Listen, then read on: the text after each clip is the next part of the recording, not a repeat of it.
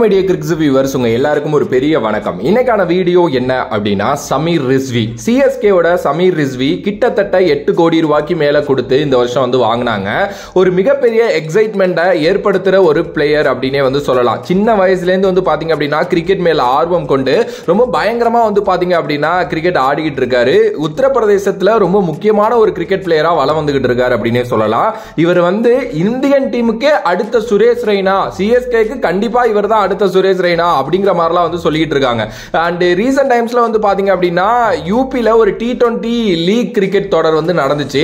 அந்த சீசன்ல வந்து பாத்தீங்க அப்படின்னா கான்பூர் சூப்பர் ஸ்டார்ஸ் அப்படிங்கிற அணிக்காக 10 போட்டியில விளையாடி 455 ரன் வந்து பாத்தீங்க அப்படின்னா எடுத்திருந்தாரு. அவரோட டோட்டல் ஸ்ட்ரைக் ரேட் வந்து பாத்தீங்கன்னா 188, ஆவரேஜ் வந்து பாத்தீங்க அப்படின்னா 50+ ஆவரேஜ் அப்படின்னே சொல்லலாம். கிட்டத்தட்ட 11 பந்துக்கு ஒரு சிக்ஸர் வந்து அடிக்கிற ஒரு திறமை இருக்கிற ஒரு ஆள் அப்படின்னே வந்து சொல்லலாம். அதுவும் இந்த மிடில் ஆர்டர்ல இறங்கி ஒரு பயங்கரமா கலக்குன்னு கலக்கிட்டு இருக்க ஒரு பிளேயர். லாஸ்ட் சீசன்ல மட்டும் 35 சிக்ஸர்ஸ் வந்து பாத்தீங்க அப்படின்னா அவர் அடிச்சிருக்காரு.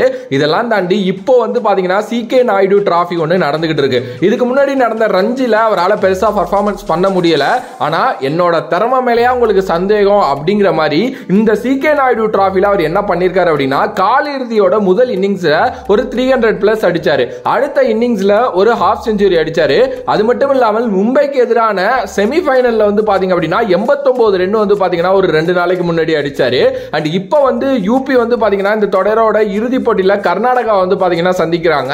இதுலயும் அவர் நல்லா விளையாடுவாருங்கிற எக்ஸ்பெக்டேஷன் பயங்கரமா வைக்கப்படுது. சரிப்பா, இந்த அளவுக்கு ஒரு நல்ல பேட்ஸ்மேனா இருக்காரு, இவர்கிட்ட வேற என்னென்ன தகுதி எல்லாம் இருக்கு அப்படின்னு கேட்டீங்கன்னா, அபாரமான ஒரு ஃபீல்டிங் திறமை கொண்டவர் அப்படின்னே சொல்லலாம். எஸ், இதை நேர்ல பார்த்த நிறைய பேர் நான் ஃபர்ஸ்ட் ஒரு சென்டென்ஸ் சொன்னேன்ல, இவர் தான் அடுத்த சுரேஷ் ரெய்னா அப்படின்னு சொல்லிட்டு, அதுக்கு சொன்ன முக்கியமான காரணமே இந்த ஃபீல்டிங் தான். இவரால பயங்கரமா வந்து பாத்தீங்க அப்படின்னா ஃபீல்டிங் பண்ண முடியும். ஈவன் தோ யூபில ஒரு மிகப்பெரிய ஃபீல்டரா வளம் வந்தவர் தான் சுரேஷ் ரெய்னா. அவருக்கு அப்புறம் வந்து நிறைய பிளேயர்ஸ் இப்போ வந்திருக்காங்க, ரிங்கு சிங், புவனேஸ்வர் குமார், அது மாதிரி நிறைய பேர். ஆனா ரெய்னாவுக்கு அடுத்து ஒரு எக்ஸ்ட்ரீமான டேலண்ட்பா, ஒரு பயங்கரமான ஃபீல்டர்ப்பா, பவுலிங்கும் பண்ணுவாருப்பா அப்படின்னா அது வந்து பாத்தீங்க அப்படின்னா நம்மளோட சமீர் ரிஸ்வி அப்படின்னே வந்து சொல்லப்படுது. ஓகே, சோ இதெல்லாம் தாண்டி கொஞ்சம் வந்து பாத்தீங்க அப்படின்னா இவர் வந்து களத்துக்கு உள்ளேயும் வெளியிலேயும் வந்து பாத்தீங்கன்னா சில கடினமான தருணங்களை வந்து பாத்தீங்கன்னா அவர் கடந்து வந்திருக்கிறாரு. ஏன்னா அவர் வந்து நார்மலான ஒரு ஃபேமிலியிலேருந்து வரல. அவங்க வந்து கிரிக்கெட் அப்ரோச் பண்ணவே இல்லை அவருக்கு.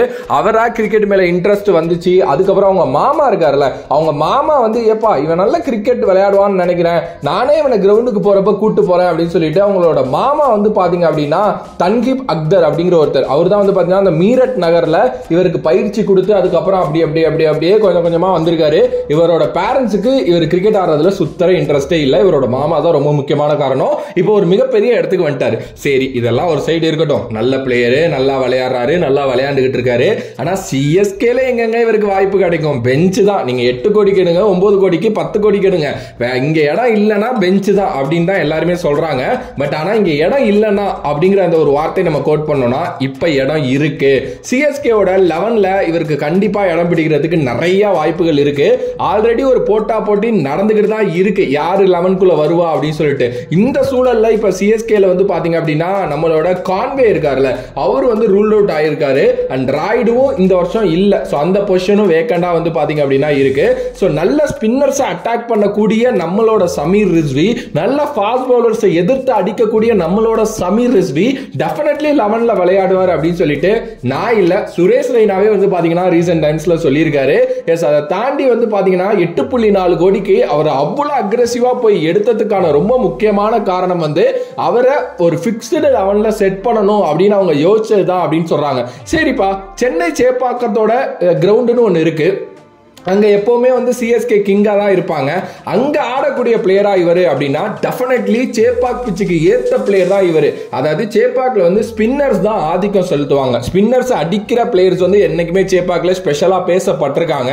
எக்ஸாம்பிள் சொல்லணும் அப்படின்னா ஒரு ஒரு ஒரு அம்பத்தி ராய்டுவை வந்து நீங்க வந்து சொல்லலாம், ஒரு ருத்ராஜ் ஹைக்வாட் வந்து பாத்தீங்க அப்படின்னா சொல்லலாம். அவர் ஃபியூ மேட்சஸ் தான் விளையாண்டுருக்காரு.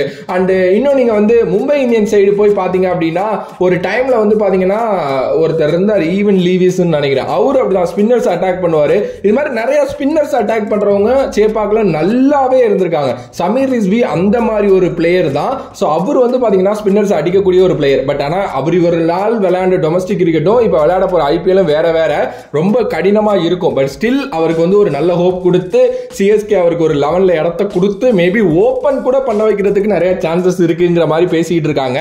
அண்ட் ரெய்னாவும் ரீசெண்ட் டைம்ஸ்ல அவரை பத்தி நல்லா சிறப்பா பேசியிருக்காரு.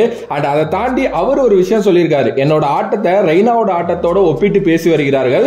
அந்த வகையில வந்து பாத்தீங்க அப்படின்னா நான் வந்து ரொம்ப ரொம்ப ரொம்ப ஒரு சிஎஸ்கேக்கு ஏதாவது பண்ணணும் அப்படிங்கிறதுக்கு வந்து கடமைப்பட்டிருக்கேன். ஆனா நான் இன்னும் போக வேண்டிய காலங்கள் நேரங்கள் நிறைய இருக்கு. அதெல்லாம் வந்து பதட்டமே இல்லாம வந்து நான் போகணும், நல்லா ரன் அடிக்கணும். அண்ட் எனக்கு வாய்ப்பு கிடைச்சிச்சுன்னா நான் கலக்குவேன் அப்படிங்கிற மாதிரி வந்து பாத்தீங்கன்னா அவர் சொல்லியிருக்காரு.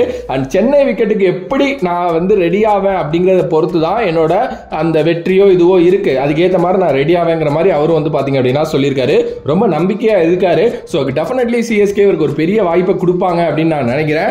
அண்ட் நீங்க என்ன நினைக்கிறீங்க இதை பத்தி? சமீர் ரிஸ்வியை ஓபன் பண்ண வச்சா எப்படி இருக்கும்? இல்ல ப்ரோ ஓபன் வந்து வேற யாராவது பண்ணட்டும், ஆனா சமீர் ரிஸ்விக்கு இந்த ரோல் கொடுத்தாங்க அப்படின்னா செம்மையா இருக்கும். நீங்க ஏதாவது ரோலை நினைக்கிறீங்க அப்படின்னா அதையும் கமெண்ட் பண்ணுங்க. வேற ஒரு வீடியோல வேற ஒரு கான்செப்ட்ல உங்களை சந்திக்கிறேன். அனுதன் bye from this is Vijay Mani. Love you all, stay safe மக்களே.